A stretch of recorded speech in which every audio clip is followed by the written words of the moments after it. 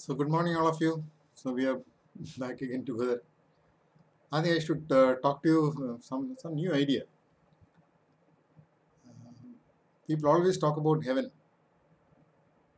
and interestingly, they talk about Hindu heaven, Christian heaven, and Muslim heaven, and so on. Interestingly, even if there's a heaven itself is a thing which people have not bothered to ask about. Or if a heaven is there, what would it really be? Obviously, with the understanding that God never created separate type of things for different religions, obviously heaven also has to be only one type. There is no two type or for different religion. It's just not possible. So obviously we have to probe and find out what real heaven could be. And one of the books which I saw, which speaks about it in a more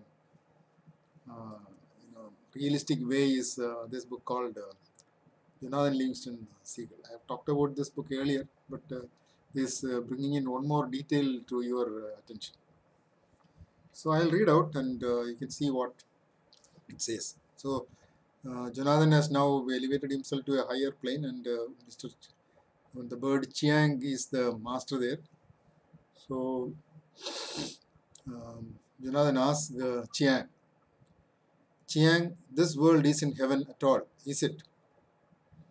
The elder smiled in the moonlight. You are learning again, Jonathan, he said. Well, what happens from here? Where are we going? Is there no such place as heaven? No, Jonathan, there is no such place. Heaven is not a place and it is not a time. Heaven is being perfect. He was silent for a moment and said, You are a very fast flyer, aren't you? I enjoy speed, Jonathan said, taken aback but proud that the elder had noticed. You will begin to touch heaven, Jonathan, in the moment that you touch perfect speed. And that isn't flying 1,000 miles an hour or a million or flying at the speed of light. Because any number is a limit. And perfection doesn't have limits. Perfect speed, my son, is being there. Without warning, Chiang vanished and appeared at the water's edge 50 feet away, all in the flicker of an instant. Then he vanished again and stood in the same millisecond at Jonathan's shoulder. It is kind of fun, he said. So that is what heaven is all about.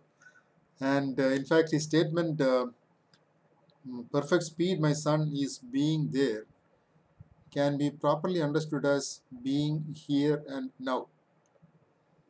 And obviously, another way of saying it is being omnipresent.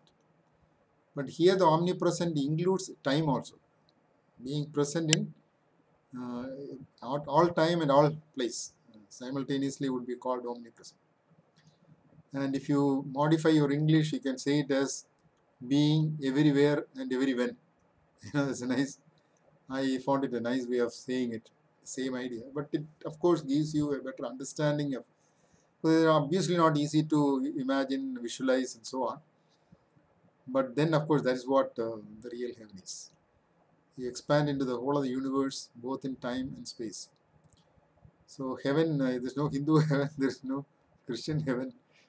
The real heaven is finally when you really learn to be in the present moment.